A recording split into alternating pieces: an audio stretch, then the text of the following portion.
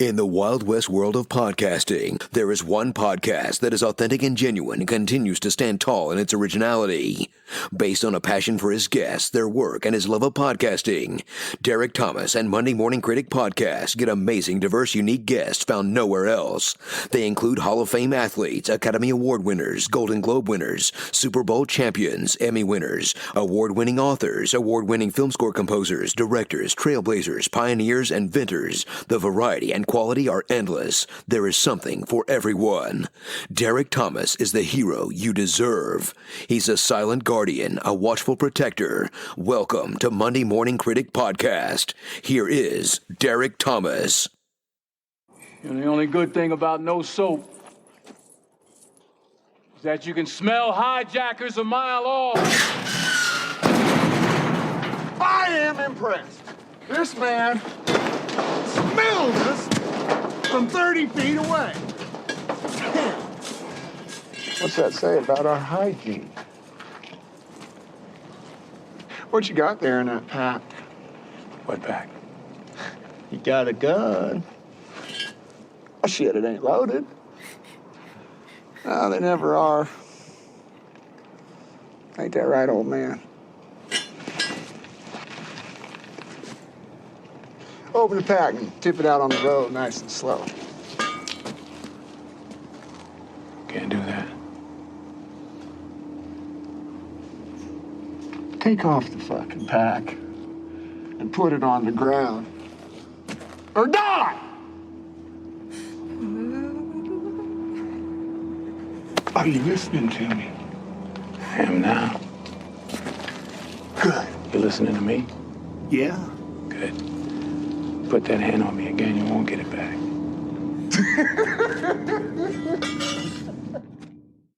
My next guest is a phenomenal actor. His filmography includes Shot Callers, Sons of Anarchy, Terminator Salvation, Felon, 3:10 to Yuma, Cowboys and Aliens, Westworld, The Book of Eli, and if you can believe it, I've cut that down immensely. Please welcome the wonderful Chris Browning. Chris, thanks for being on the show today. Well, thank you. That sounded great. I was like, wow, that guy sounds interesting. Chris, I don't know if you're a Nevada guy now, but my after spending their entire life in Massachusetts, my sister went out to Nevada, Carson City. My mom moved out with her, and she lives like in a guest house, takes care of her children. They love Nevada. They love Carson City. They spend a lot of time around Reno. How much time did you spend around Reno, Chris, growing up? And I know that Nevada was a part of your life. I just don't know for how long. Yeah, well, I was born in Tahoe. Well, we lived in Tahoe. I was born in Reno,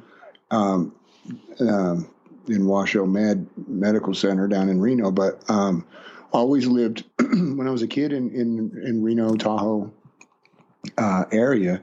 And my parents divorced. It's funny, too, because the reason we're in Reno is because my dad was from Massachusetts. And how funny is that? Yeah. Wow. Everybody, the Brownings got to the Boston area around 1610 or something. Really, and they're all still about 20 miles apart from each other at the most. And my dad went west, and he went to Reno, and he was a pilot, and he ended up living in Carson City at the end because Reno got too big for him. So he ended up in Carson City for the last 20 years of his life. But my parents divorced when I was 8 years old, and my sister and I went with my mom, and so we were in Hawaii, we were in Seattle, then we were in western Pennsylvania, farm country, Stoneboro, Pennsylvania. Yay, Stoneboro, 800 people. And I lived 7 miles out of town, so it was quiet. But all my summers were always in Reno, and Christmas vacation, and I got out there a lot. I got out there after college too. I went back out to Reno, and I just always liked being out west, and so I was there for another 5 years after college before I came down to LA to go to school. Yeah, and before we get into the deep stuff for a little bit, the whole interview is going to be, positive, and your life is certainly positive. But if I could have asked your sister, I think she would have said you were a profound person in her life, Chris. Would that have been fair, you think? Well, yeah. I mean, my mom, she was sober a long time when she died. She was 40 years sober. But before she got sober, my dad was out of town a lot. He was a pilot, so he said it was just mom, and I ended up taking care of my sister a lot. Mom was in bed a lot, so I remember making peanut butter sandwiches and stuff for my little sister when I was like 5. So we were close, and then she went out to live with my dad when I was about 13. So we didn't get to see each other as much as we used to. But no, she definitely, she and I were very, very close. And I think, we were both kind of caught up in being alcoholics, so we didn't spend as much time together in adult life as we would have, because we were just running amok, both of us, and in different areas. And so it that was a shame. I think I would have loved for us to get sober. But she drank herself to death at 27, so I didn't, and I was far from done at 29. Yeah, and I have to say, Chris, preparing for the interview, I watched some interviews you did, and I had a lot of thoughts on it. One in particular, I think it was like a 4 or 5 part series. It was more garnered towards substance, right? Substance abuse. And I thought the woman did a nice job, talking to you about substance abuse, and there was something involving a scanning of your. There was a lot to it. It's hard to summarize for those of you listening. Oh yeah, that was with Tana Amon. Yeah, that's it. Yeah, they have brain scan clinics, the Amon clinics, AMEN, and I was doing a movie with her daughter, and we got to chatting because she was on the set because her 17-year-old daughter was there, so the mom had to be there, and we got to talking, and she said, "Oh my God, you need to do my podcast." So I got to do that, and that was cool, and we covered a lot in that, and then but they also invited me down to one of their clinics down in Costa Mesa, I think it is, and I got the whole brain scan thing. They're the ones that look not for like brain function, but or not like MRI, not studying like the meat of the brain, but studying the blood flow and electrical, Gotcha. That stuff for damage. Like they look at football players and car accident people, and surprisingly, the area of the brain that gets damaged by drugs was in pretty good shape, and not a lot of damage there, which really surprised me. But the concussion side, which is generally more the underneath side of the brain, definitely had some issues, because I've had a lot of concussions through car accidents and football and stuff like that. So yeah, we're going to work our way there. And I have to say, I thought she did a great job on addiction, but I felt like this, Chris, listening to that. And I listened to, I think where it was 4 or 5 parts, I listened to pretty much everything. The one thing I feel like was, I don't think it's unfair to you, but just moving forward and maybe in your life outside of interviews, I feel like somebody battles addiction daily, right? That's kind of what they do. But it doesn't define them as a dad, a husband, a friend, a person. I almost feel like there can be too much of that sometimes, and maybe I'm being naive in this, and please correct me anytime. I just feel like you're a really good human being who's been through a lot, for those listening.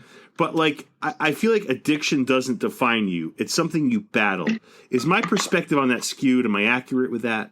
No, it's I mean, I thank God I didn't have to do, I didn't put kids through parenting, when I was out there, because I would have been the worst parent. I was the worst.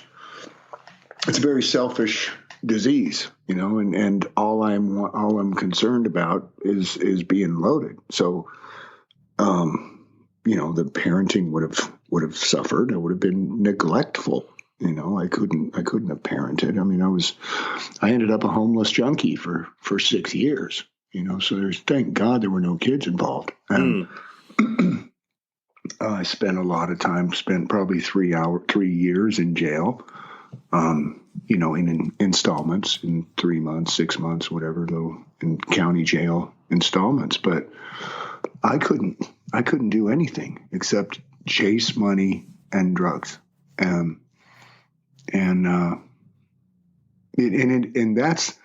that, you know, and the battle to stay there, that's the thing. I mean, it's the thing I didn't understand is I thought I had to battle it. I thought it was a daily battle, and I didn't understand that. So I thought that people that were in recovery gathered together to wish they could be high, but they can't. So let's just huddle here and wish we were down at the bar or at the dope house or whatever. And that's how little I knew about it, which is surprising because my mom was in recovery, and we had meetings in my house when I was growing up, and it was amazing to me to find out. When I found out how different programs work, it was like, wow, I had no idea. I thought it was like a resistance program. Like, let's get together and support each other in our undying need to get high.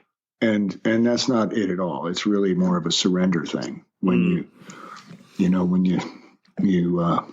say, like, you hit bottom when you stop digging, you know, if it's something that you finally realize you can't manage it, it's unmanageable, just surrender. Just say, you know what, war's over, I lost.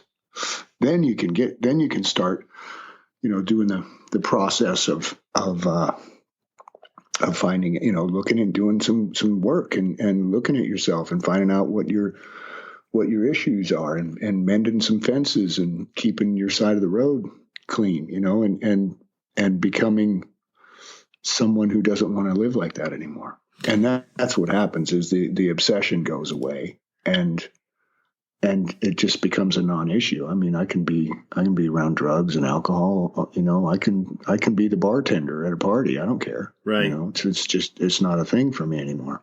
And I should elaborate, Chris, you know, and more, I meant more of like in 2021, right? So you are Chris Browning, the guy who is just a good father, you know what I'm saying? Like, I feel like the addiction part is not a label. I feel like it's more of something that you battle every day. Not that it's tough for you, but it's, you know, I think that's what they say in many of the groups. They say it's, you know, it's something you battle every day. But I don't know. I just feel like you've accomplished yourself as a human being so much at this point. Like, you've come so far. I think to the point where you were living under a freeway at one point, and you mentioned a lot of your struggles earlier. I just think it's amazing how much ground you've come. And, you know, most people don't come up from where you've been. Like, most people don't have your story. So in a way, I feel like there's so much more to you than we can even describe in this podcast, Chris. Well, yeah, it's definitely, I see what you're saying. I guess yeah. If you're still battling it though, then you're probably new at it. You know, it's early recovery is the hard thing, because you don't know how to do life without any. You know, those are your tools. You know, I use drugs and alcohol to deal. You know, and now I'm, you know, then when you're new at the recovery thing, then it's like, well, you know, now what am I supposed to do? How am I supposed to go to that meeting or meet that person or go to that place, you know, and with all those people around, and you know, I had to drink a 12-pack just to go into a bar. You know, so how do I do that now? And you know, so there's an early recovery battle for sure. That's why most people don't stick around very long, because the first 2 or 3 months suck, and so people do it for a couple months. And they go, yeah, I tried that. It was awful. Well, of course it was awful. You were brand new and you didn't know how to do anything, and you still had the obsession.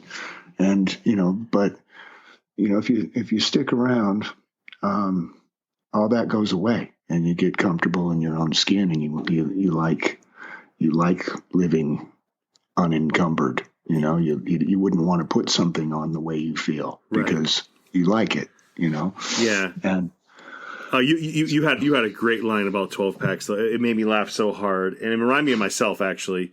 You're like, I had a 12 pack a day at the time. I work out, and I'm still a chunky monkey. And I feel like I don't have a 12 pack a day, but I can tell you that on Friday night, Saturday night, I enjoy being at home and watching a movie, and enjoying my wonderful variety of beers. But like, I have to say, like, I run 4 or 5 miles a day, and it all means nothing because of what happens on Friday and Saturday night. And I feel like it was just, it just resonated with him. Like, I get what he's saying. Like I work out so hard. I mean, granted, I work out more for my mind than I do my gut.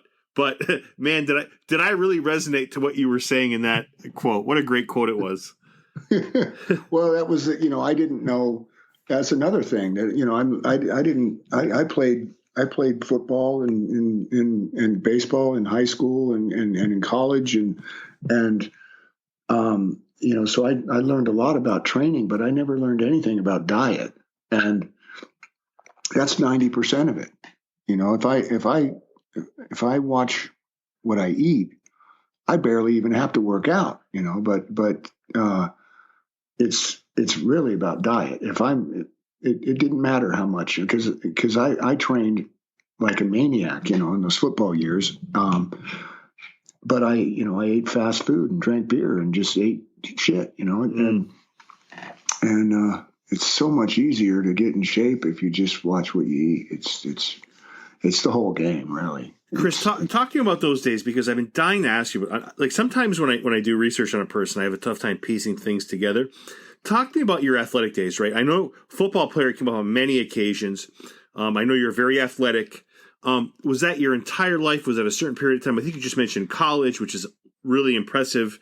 How much of that consumed your life early on, and until what age? Was it your entire life? Did it stop in college? How does that play out for you, Chris? Yeah, no, it stopped in college. I started separating my shoulder in my junior year, and it just got to where it felt like it popped out if I sneezed too hard. So that kind of ended it for me. But it was, and I played baseball too, and I was a pretty good baseball player, but I really loved football, and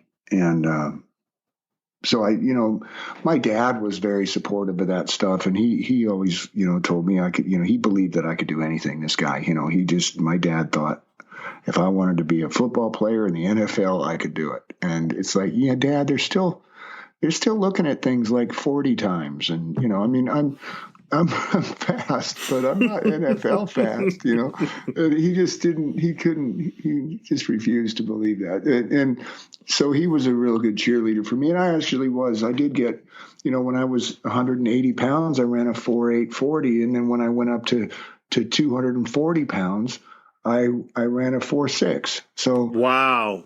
So yeah, I just didn't have the muscle to move my frame, because I'm 6'3", 180.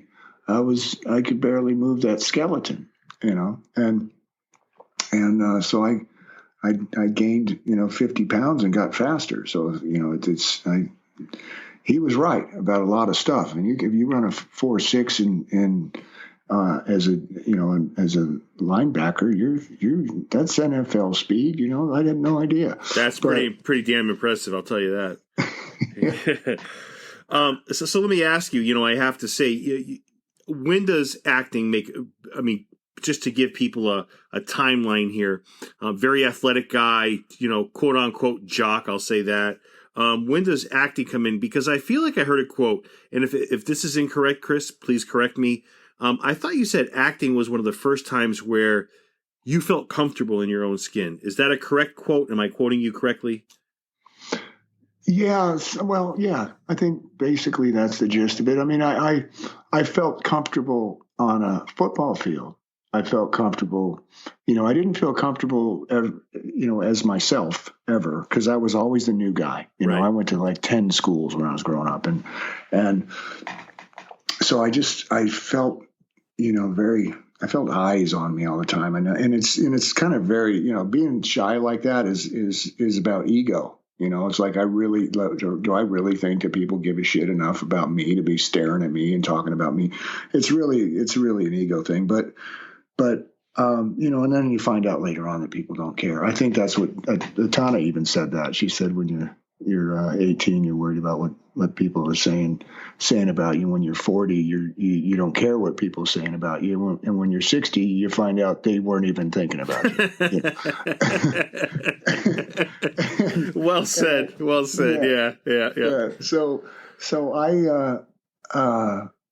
I just didn't, you know, I felt good on the field, but like if I got nominated to be a student council president or something, I was like, no, thank you, because I knew I'd have to make a speech in front of people, and no way. I could be a class clown. I could be funny from the back of the room, but I'm not getting up on a podium and making a speech for the whole school. There's no way. And on the football field, that was a different persona, you know. And then I think I missed that cheering of the crowd and you know, that adrenaline.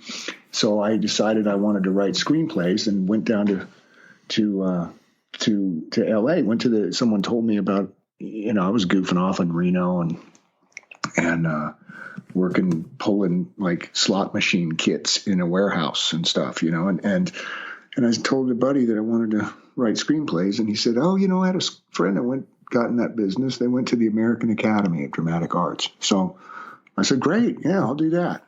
And I knew so little about it, I thought I'll go to this theater academy and learn how to write screenplays, you know. So I can remember having that conversation about thinking that I'm like in a university and I'm talking about how I would like to focus primarily on screenwriting and all this shit. And she was looking at me like I was insane.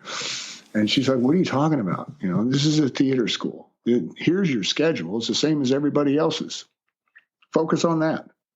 So I did. And yeah, you stole my question, because I was like, this is the American Academy of Dramatic Arts. You wanted to be a screenwriter, and it's an actors only school. So yeah, that's a great kind of story. I love it. I absolutely love it.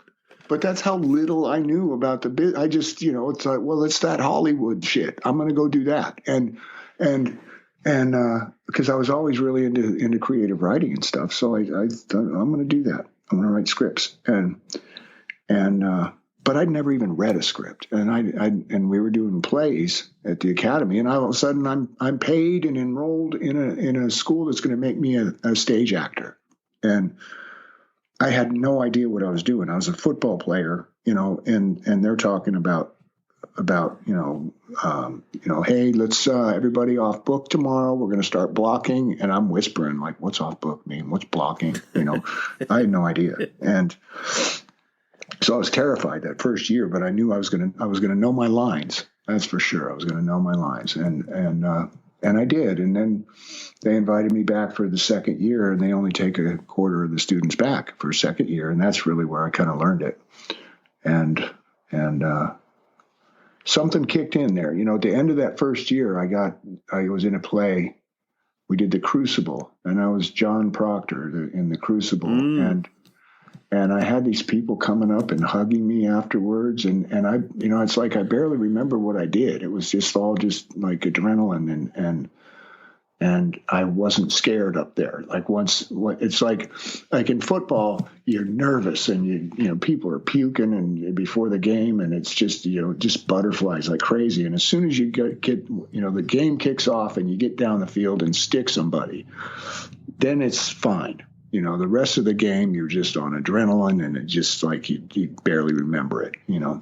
And it was like that. Once the curtain went up, I was nervous as hell, and then once the curtain goes up, it was just on autopilot, and I was like, that's what I want. You kind of stole my question. So how do the two compare? So you mentioned what it's like on the football field for, you know, to have that success, and, you know, acting, how you felt there.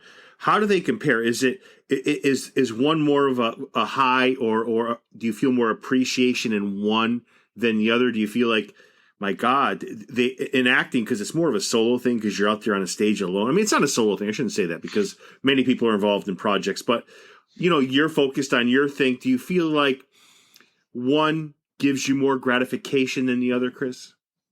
Oh, definitely. You know, I mean, I you know, and with football, it depends on the game too, because In high school, I was a linebacker and a quarterback. So wow, I only ever had a game on one side of the ball, because you'd have to be like a schizophrenic to have a game on both sides of the ball, because this quarterback's very crafty and cerebral, and you're outsmarting them, and you're it's a thinking man's position. And so if I was having a good game as a quarterback, I wasn't worth a shit as a linebacker.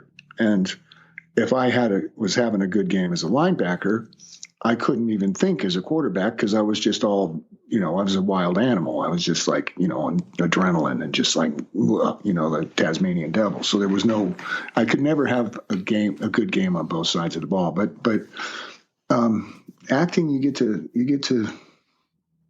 to experience more, and a lot of it is really touching, and you really touch people, and you see, I love it when I don't do theater anymore, but I loved that when I was one of my first real series regular was on a sitcom called Hardball, and that was still probably the funnest job I've ever had, because it was a little 22-minute play every week in front of 300 people from Iowa, and it was a blast. It was funny, and I'm out there doing theater basically, and getting laughs, and I'm pitching from the mound at Angel Stadium every week, and it was really a dream job for me. Yeah, Chris, how much of your acting comes from training? You've had a variety of training. Versus what you've gone through in your personal life, maybe people you've known patterning characters after who they are. Is it a mix of both? Because we're going to get into this. I'm in love with you as an actor. I think your work is superb. I love what you bring to the screen, big and small. Do you feel like a lot of your acting is from training? Is it from, like I said, people or your own experiences? How is that approach achieved, Chris? That's a really good question. I like that. Thanks, bud. You really are thinking about this stuff. I'm trying my, but you make it very easy, because you've accomplished a ton, and I feel like there's so much that we have here that is just, I think people are going to love hearing your story here, man. I love it. I hope so, man. Thank you. I remember as a little kid watching. I was fascinated with TV, and my dad would tell me that I'd be 5 years old and he'd hear something, and he'd go out into the living room, and there I am with the TV on, the volume down so low that I got my ear up against it, watching scary movies by myself in the dark. And I just remember from a really young age watching people do stuff, and I'm going, I can do that. I can do that. I can do that better than that guy, and but growing up in Pennsylvania was not the part of the world where you're talking about how you want to go to Hollywood and become an actor. It was discouraged. It was here's what your aptitude tests say you should be, and I've got you some interviews with these colleges and blah blah. That was the guidance in those days and in that area, and I didn't even utter it to anybody back then. And I really went to school to play football. I didn't know what I wanted to do. I knew I changed my major 5 or 6 times, and the only thing that I enjoyed was writing, and I just knew I wanted to do something creative. I didn't think I could be an actor. Once I got old enough and started getting shy and self what is that when you're self-conscious, and I was like, there's no way I could do that now. And I remember I thought I could when I was a kid, but it's like, there's no way I could never get up in front of the camera like that. And look at these people. They're like, the camera must be right in their face, and they're crying, and they're acting like they don't even know that it's there. And how do they do that? So I learned a lot of that at the academy. I learned that first time I was on the stage for that play at the end of the first year, I was like, wow, I can do this, and it became kind of a sacred thing. Like I wasn't going to drink, when I was doing that. I wasn't going to, because I was on something all the time, but I made that a kind of a sacred thing for me. And it was the one place where I didn't need something, I wish I'd had something to take the edge off before the play would start. But once it started, I didn't need anything. So,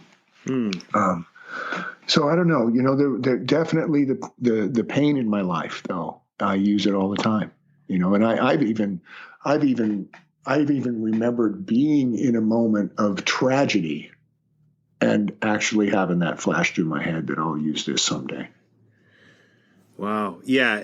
How twisted is that? Yeah. That's unbelievable. It sounds like it's certainly a combination of the both. Before we get into your acting, I wanted to ask you a few questions. I think your Instagram is a phenomenal follow. I love some of the things you have up.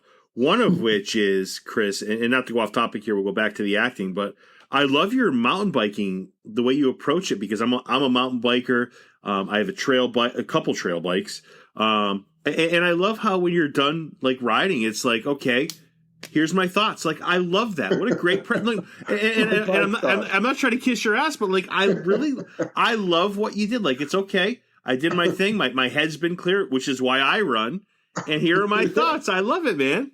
Yeah, things come to you, don't they, when you're doing that? I'm telling you, man. I'm telling you. I get pissed off a lot about stuff that that I couldn't believe. My whole life, I'm watching grown-ups, turn on the news and shit. And I'm like, what are you doing? You're not going to get anything cheerful. There's nothing going to make you laugh. It's the news. What are you doing?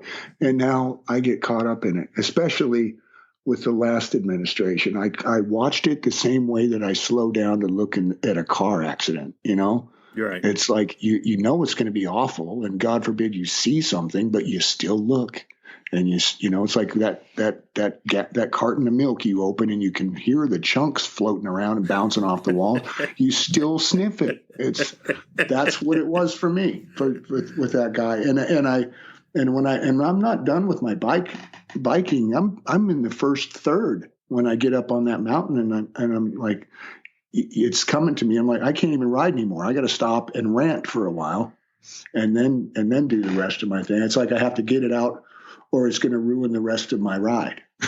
Chris, you're in phenomenal shape. Is it just mountain bike? I mean, phenomenal shape. And I'll talk about some movies here where you're just, it's unbelievable. But like, is it just mountain biking? Do you run? And I know you eat really healthy, but what else do you do outside of mountain biking? Is there anything that you else incorporate into your diet?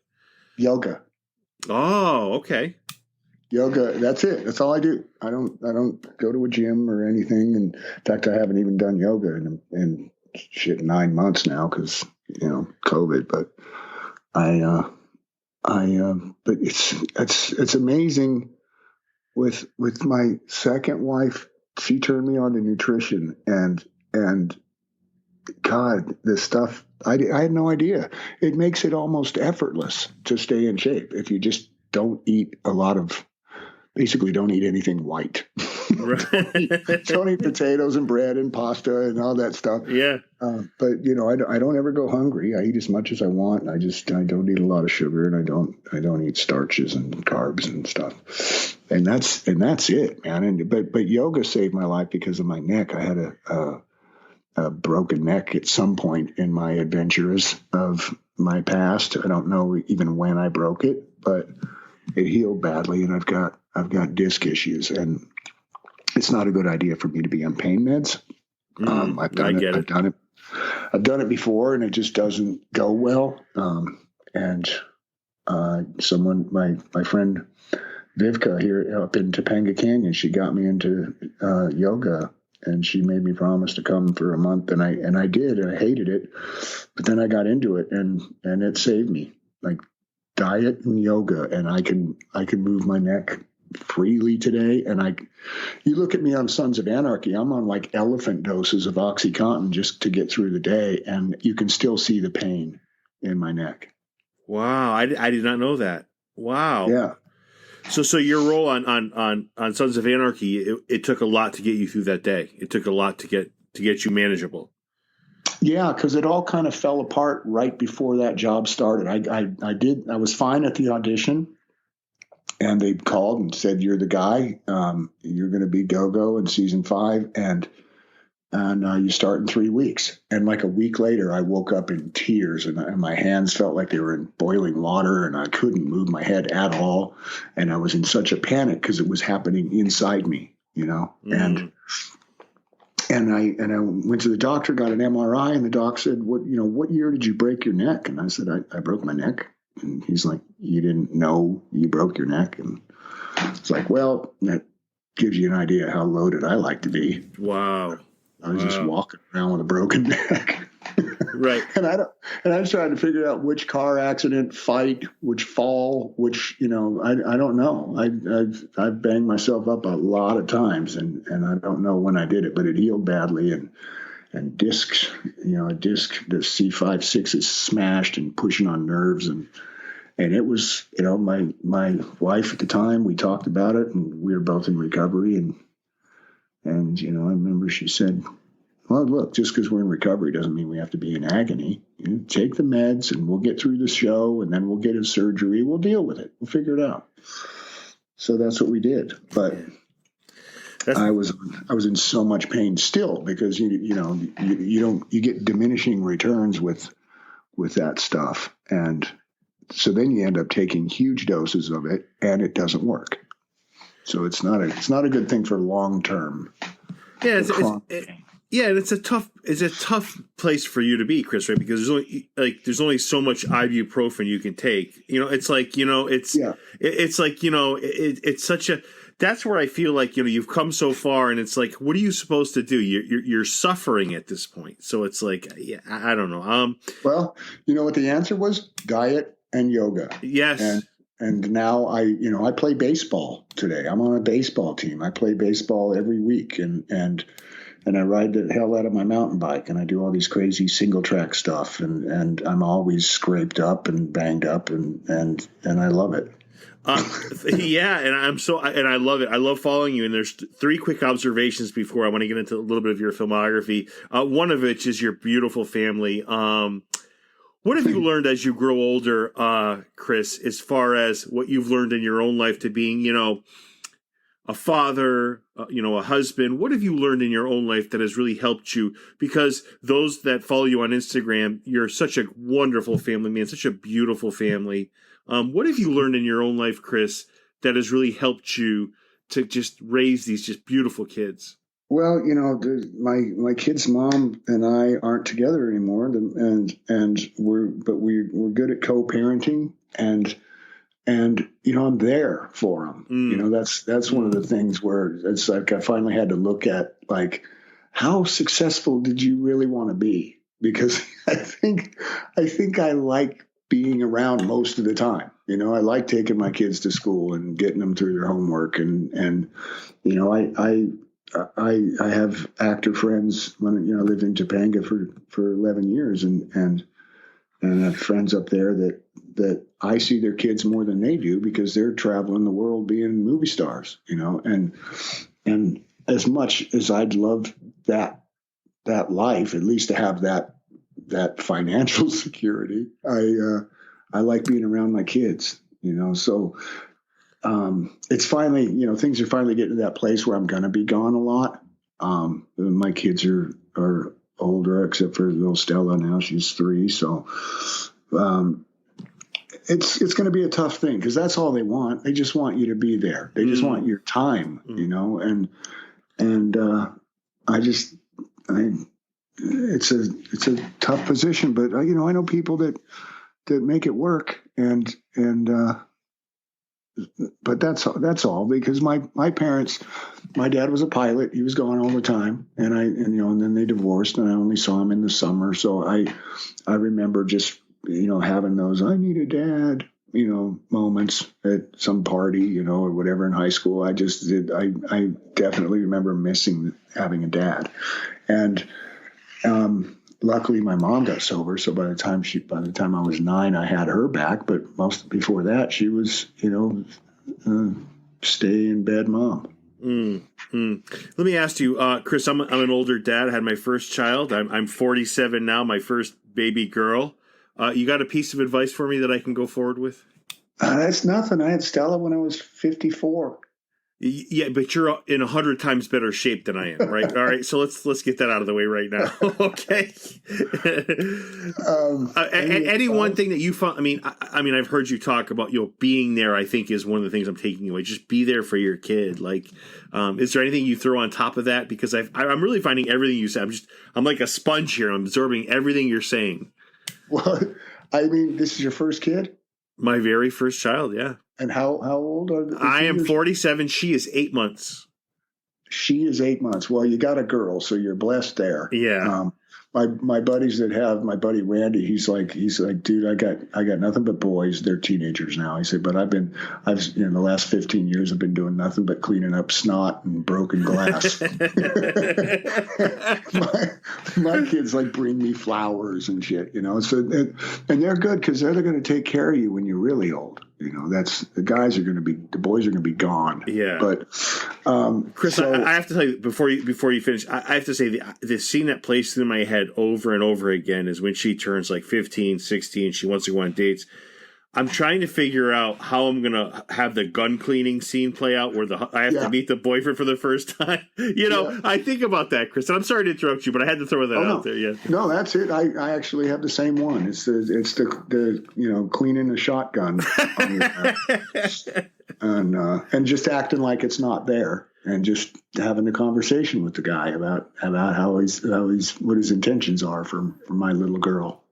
Yeah, my firstborn, my precious. Yeah, absolutely. One of the other things I loved about your Instagram, you posted a wonderful letter from David Ayer from the movie Bright. I was really struck by that and his sincerity towards you, Chris. Yeah, he was a really good guy for me. I'd auditioned for him for Fury. And, Brad Pitt, great movie. Yep. Yeah, and they ended up filling the tanks up with A-list actors, so I didn't have a chance. But I could see you in that, and you would have done a great job in that. Oh, and he ran me. He put me through my paces. I was in there we were trying different things, and he was trying to get more out of me, and he this shit. He went and got me, started describing a story had me like backing out of my driveway in my car and running over my little girl and all this shit, and got me all upset, and then said, okay, do it again. And I'm bawling my eyes out and all this shit. And so I'm thinking, while it's happening, I'm thinking he's doing all this mindfuck shit on me. He's hiring me because I'm killing it, And then I never heard from him again. And I was like, that bastard. And then Bright comes along and he cast me in that. And we had a reshoot, thank God, because the first one, I didn't do much. The part when the two guys, the two feds, take me in the office and interrogate me. Yep. That scene was like, they asked me one thing and I said, I'm not telling you. And I smashed my head on the corner of a table and killed myself so they can't get any information out of me. But then we did reshoots because when they tested the movie, people were confused about what's the shield of light and what's this mean and what's that and what's a bright and blah, blah. And so some genius said, well, why don't we expand on my character's lines, have him not die and have him explain all that shit to these cops. So it turned into a 3-page scene for me, which came out really nice. And before it was nothing. It was me dead on the floor. So that was a cool thing to get to go back and do. And David, I ran into him up in Topanga, and he stopped by my table to go, dude, I just wanted to tell you, I loved what you did the other day. That was just amazing work and blah, blah, blah. So I was like, that's awesome. And I was with my buddy too, so I was like, "Oh, did you hear that?" yeah. And I gotta say, man, there's some for those listening. Chris Browning is a great follow. There's some awesome photos of you with Val Kilmer, Stephen Dorff. Felon might be the most underrated movie in the last 15 years. Peter Fonda, Sam Shepard, Bill Murray. There's a couple of you, and there's just so many wonderful. Lou Gossett Jr. There's a couple. It's just a great follow, man. There's a lot of memories there. There's a great story on Felon too. I love telling because, Felon was, that's the reason that my bio says that guy who died in that movie you like. Because I'd been a homeless junkie for years. I left Hollywood. I was unemployable, and I left the business, and I finally got clean, and I was like, I didn't care. I just wanted to stay clean, and I was driving back from my mom's in Florida.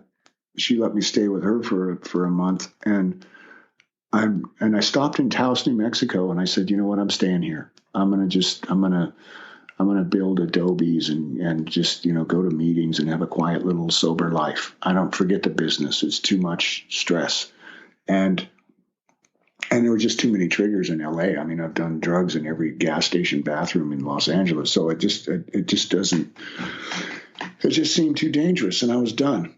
And that just happened to be, it was 2004, and that happened to be the year that New Mexico started their tax incentive to bring productions to the state. So they pulled me back in, and so I was hiring, and I'd already had a sitcom. I'd been a regular on a couple of sitcoms, and I starred in a miniseries, and I had a resume, and everybody in the state became an actor like overnight with their bullshit credits and their headshots and stuff, But I actually had been an actual working actor, so I booked everything that came through. I just was really successful with it, and so that's how I got on LA's radar, was by hiring on as a local hire on these movies. But that's the reason why. If a movie like Book of Eli comes to town, they've got their stars with them. They've got Denzel and Gary Oldman and Ray Stevenson and Mila Kunis and all these people. They have them. So who's left? The guys that die. So that's who I always got. It was these guys that get killed, these bad guys. So, but that's, I got some really cool bad guy roles doing that. And for Felon, they brought me in to read for the public defender, for Stephen Dorff's public defender. And it was a lot of dialogue, but it was just exposition for the audience to let us know, let the audience know what he's looking at as far as, time in prison and all that shit. So I did that. I met Rick Waugh, the writer director, and I was in a shirt and tie and all combed up and shaved, and he said, "Man, I'm gonna use you. I'm gonna put you in this movie because you get it, Because I started talking to him about my history, right? Because I was only a couple years sober at the time, and he said. But then after I left there, I called the casting director in Santa Fe, and I said, have they read for this Danny Sampson? Have they cast that part yet? Because Danny Sampson's a small enough role that they might hire it locally, or they might bring him from LA because he's kind of an important role. And she said, I'll get back to you. And she got back to me and said, Rick says you can read for Danny Sampson, who's the head of the Aryan Brotherhood in the prison, and he's only in 3 or 4 scenes, but everybody in the movie says his name. The cops, the inmates, everybody says Danny Sampson. So he's kind of a legend in the prison. Well, she said, Rick told me to tell you can read for it tomorrow at noon, but he told me not to get your hopes up. To tell you not to get your hopes up because he doesn't see you on that side of the bars, So he didn't know I've been on that side of the bars for 3 years of my life, and I've studied those guys, and I know how they act. And I went in and my friend Katie Dewitt, who's a makeup artist, she put one of those big convict mustaches on me and slicked me back and made me all pale. And I put on a tank top, and I was all pumped up in the hallway. And I was like, "Hey, Rick, how you doing?" And he was walking by, and he's like, "Oh yeah, hey man." And he was just playing it off. He had no idea who I was. Wow. And I just met him the day before. Yeah. And I went in and did it. And he said, "You know what? I was wrong. You're Danny Sampson." And so he put me in shot collar in the same like an homage to that same role. Basically the same guy, same mustache, everything. And yeah, unbelievable movie. And you have so many of them. I mean, I have to tell you, I think Shot Caller is really underrated too. You mentioned, SOA, Terminator Salvation, just some really wonderful things. And I want to run just two quick ones by you before we move on. You give me so much of your time here, but before I do, I want to mention for those listening, Chris is available on Cameo, and I think I was watching your Cameo videos, Chris. They're phenomenal. They're great. Yeah, I thought they're great. I mean, a lot of times I feel like I watch Cameo videos and people just like mail it in. I feel like you put a lot of heart and thought into it, and there's a lot to be said for that for people that are really fans of your work. Well, and I'm cheap. No, I don't think that's what went through my head, but I think it's great. One of the things I wanted to throw was I was running today, right? The fat guy running today, Chunky Monkey, and I'm trying to think which is a more painful death.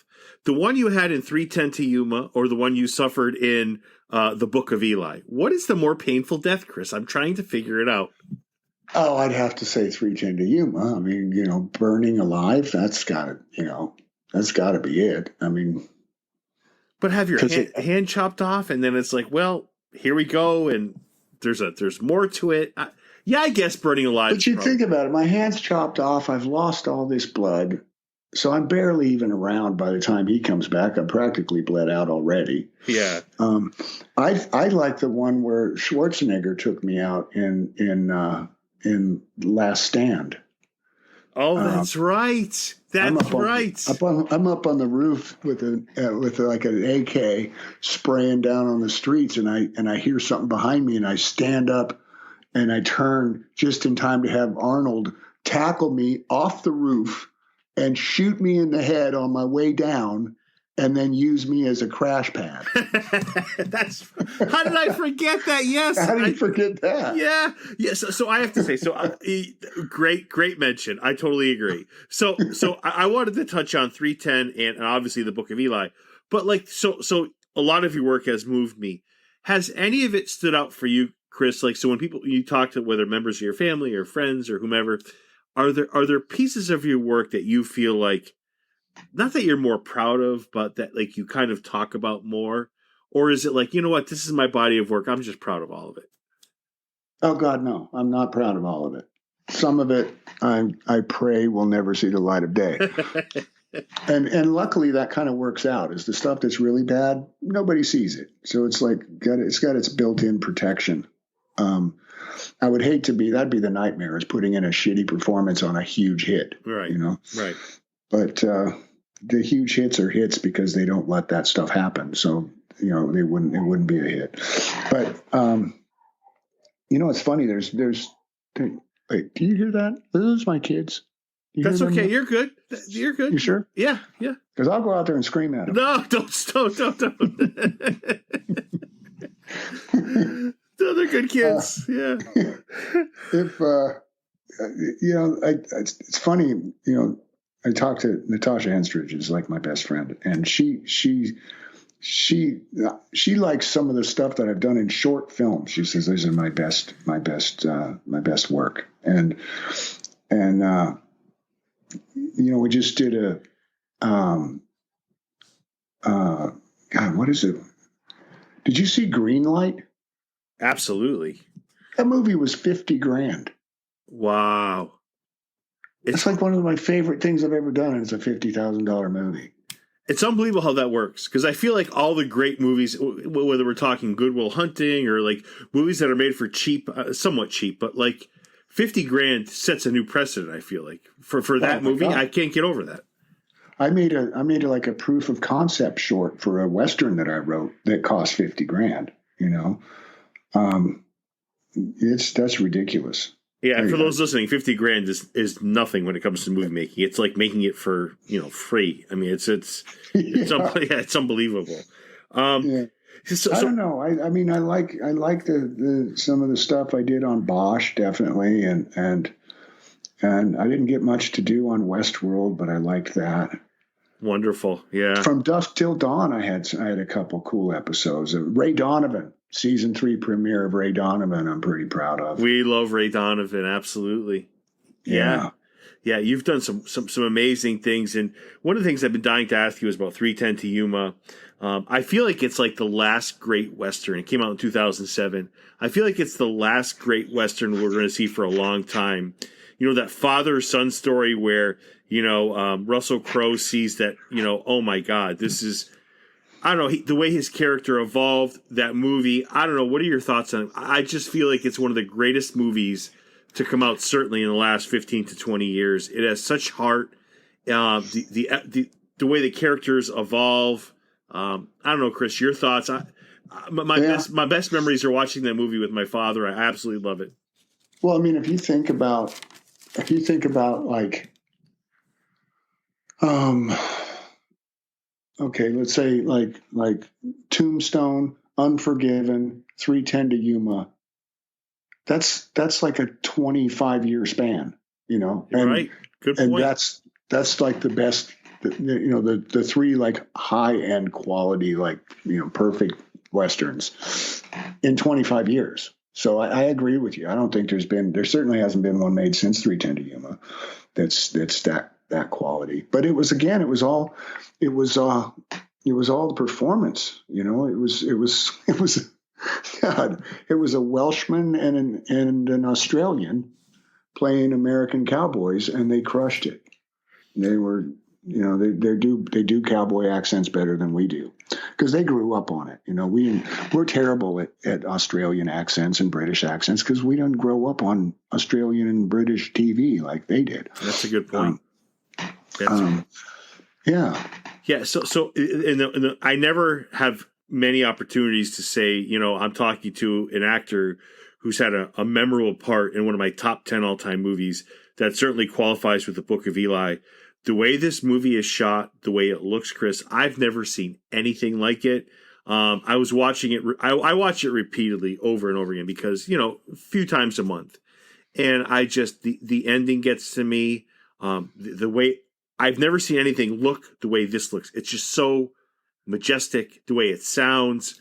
There's nothing like this movie, Chris, ever.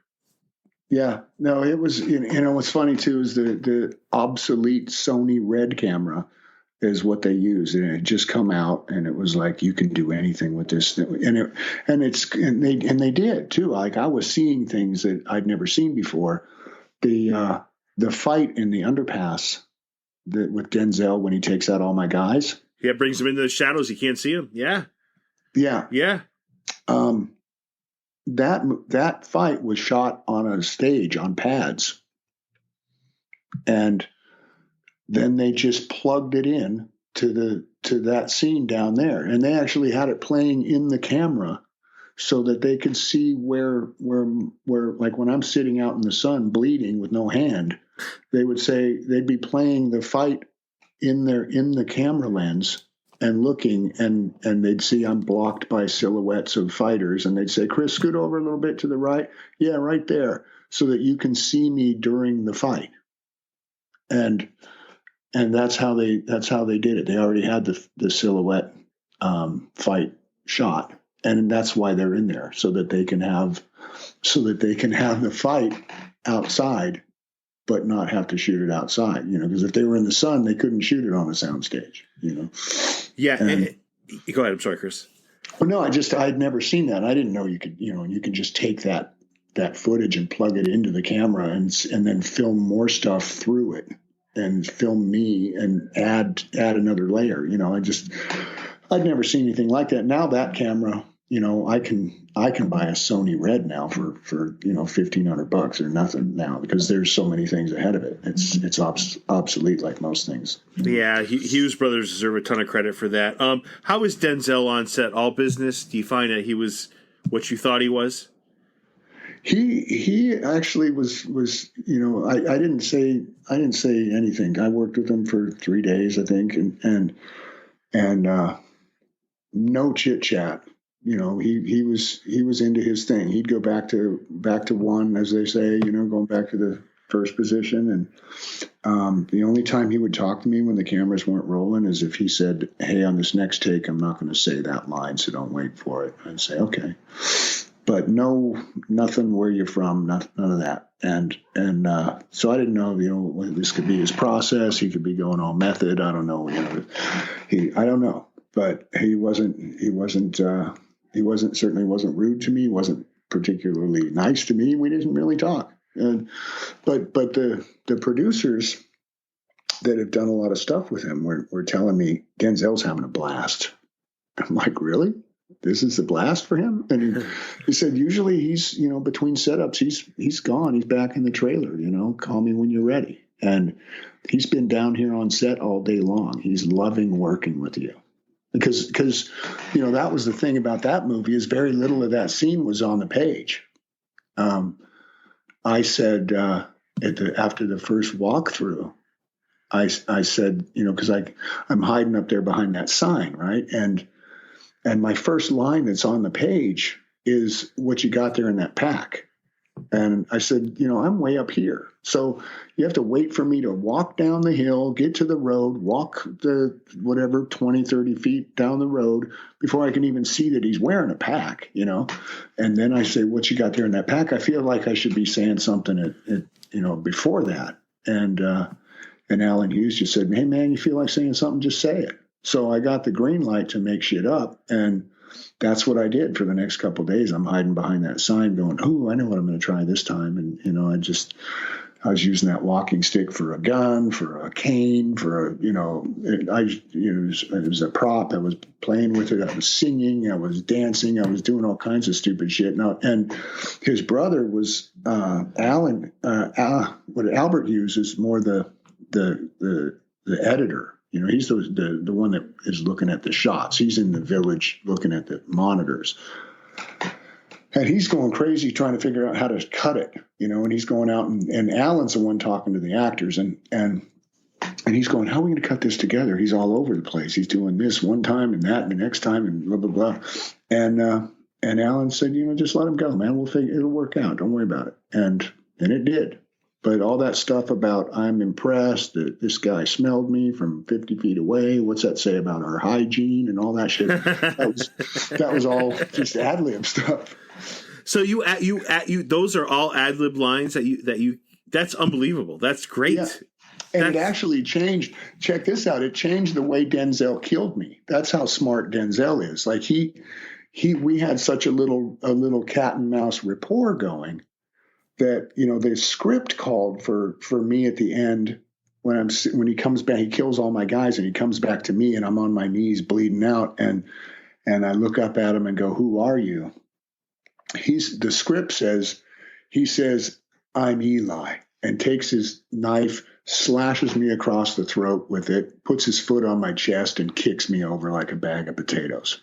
And we got to that part of the scene and he said, I can't do him like that anymore, because, before I was like, "What you got in that pack? Give me the pack or die." And, and then, that was basically it, and I was just an evil thing, not a person.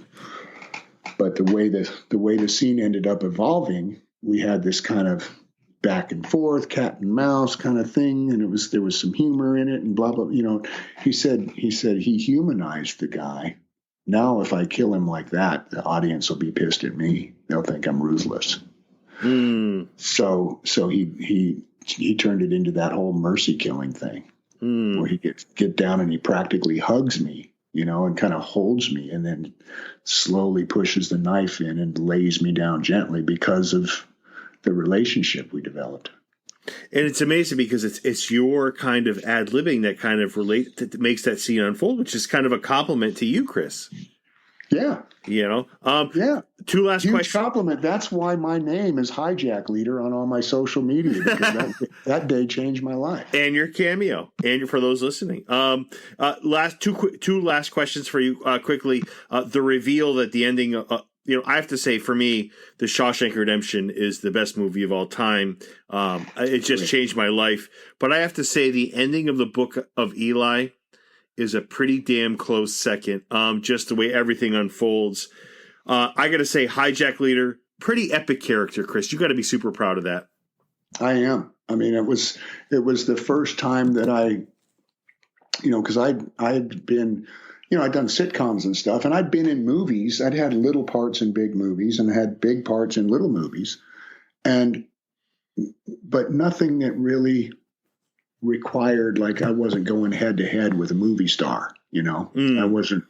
And in that one, it was like me and Denzel, and I held my own, and I left home I left for home, or for the hotel, whatever, that after work that day, and I was just by myself, but I had a big ear to ear grin, and I was like, you can do this. You can hang with the big boys. One of the top 3 of all time, big boys. Let's make that clear. It's unbelievable. So Yeah. you're a confident guy, Chris. Ben Foster, 310 to Yuma, great actor as well. Denzel, you're not a guy that strikes me as nervous, and I feel like many people would be nervous. Is it just the confidence you've had from just how you are that overcomes that type of thing? No, it's funny you said that, because I've had. I remember someone commenting to me that we were on a set and I wasn't even playing that big of a role in something, and like I was in a mini series called Into the West or something. I think it was on that show, but I was asking a lot of questions of the director, and because I needed. He's like, it's really cool that you just taken your space, and you need to know what you need to know, and he was impressed by that. Whoever this other actor was, I don't remember who was telling me that, and it made me think, like, wow, do I do that? And I guess I do, because I do that because I think, that it's forever. It's forever. If I need to know what I'm doing and why I'm doing it, and because I don't want to put something on there that I don't like, because it's permanent. Yeah. Your work has always amazed me, and we've gone through it. Chris, I can't thank you enough. You give me over an hour of your time. Is there anything you wanted to promote, or your social media? Anything you want to throw out there? Well, yeah. There's a movie I did called Agnes. I wonder if I'm even allowed to talk about it yet. Well, okay. So there's this movie called Agnes. There's my friend Molly Quinn, who I met on. That's another movie I'm pretty proud of. His Last Rampage with Robert Patrick. Oh, great! Robert Patrick is phenomenal. Oh, and you are too. Great movie. Great movie. Yeah. Thank you. Well, I met her. She was the reporter in that movie, and we got to be friendly. And she said that her and her fiance, Elon Gale, they're producing this movie called Agnes, with this Oklahoma filmmaker named Mickey Reese, who'd made these little horror films that were getting a lot of buzz. So they asked me to be a part of it, and I went out there, and it was a cool little part I had of this like TV priest, like a sellout, like rock star priest who does like televised exorcisms and shit, So I'm like, I'm in, wearing shiny suits and having like a hot assistant, and it was really fun. And that movie got into Tribeca. So wow, yeah, and so I'm pretty excited to see that hopefully go somewhere. So of the last 3 interviews I've done, Chris, Robert Patrick's name has been brought up in 2 of the 3. You and somebody else. This is what kind of an actor this man is, and I got to tell you, I am excited about what you just said. That's very exciting. Any kind of release date, anything that they're talking about officially that you can comment on? If you can't, again, I can edit all of this out. No, I mean, I don't know. I just remember getting a producer who said that, hey, you didn't hear this from me. So I didn't hear it from him. Gotcha. But it should be, I don't know when they're going to put their announcements out, but I did a movie called Take Back, with Michael Jai White and Gillian White, his wife. Yep.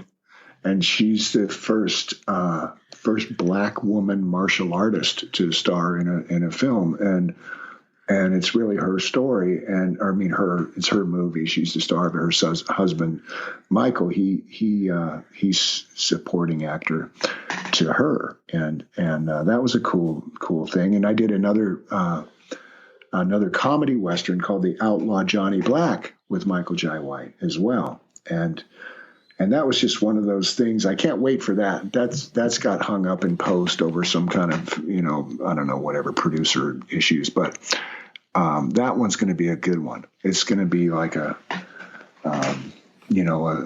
fun Western. I got to be the villain in it. And that was because I did a tiny little movie called The Philly Kid, like 8 years ago.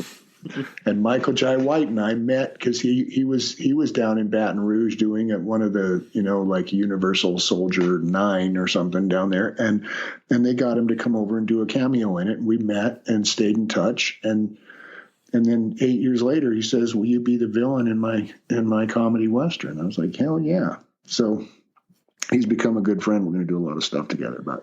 Yeah, man, the future is extremely bright. And I have to say, from a personal point of view, when my dad was here and with us, your movies brought us closer together in a lot of ways. And I'll never be able to thank you enough for that. He is the amazing Chris Browning. Chris, thank you so much for that. Thank you.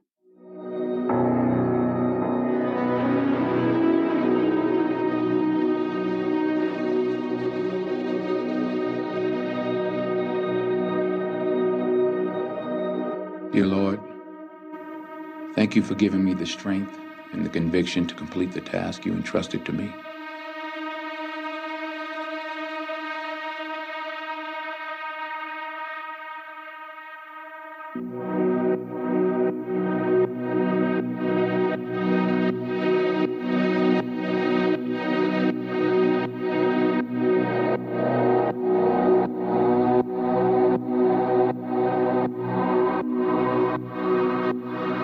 Thank you for guiding me straight and true through the many obstacles in my path.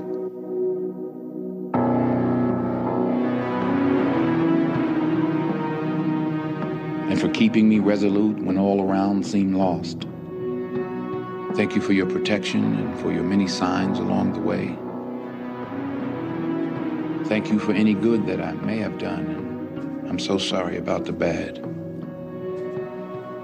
You don't have to leave, you know. You're very welcome to stay here.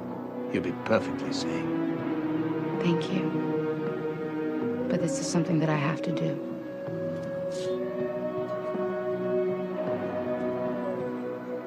Where will you go?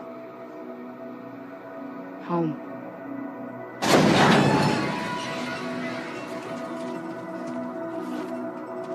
Thank you for the friend I made. Please watch over her as you've watched over me.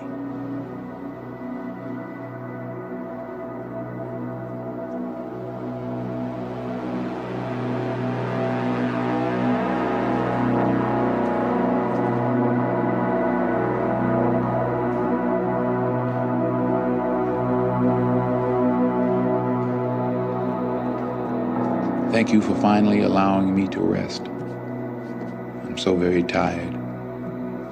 But I go now to my rest at peace, knowing that I have done right with my time on this earth.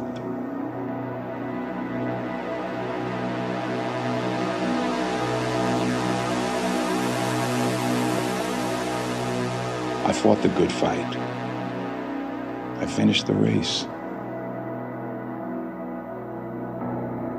I kept the faith.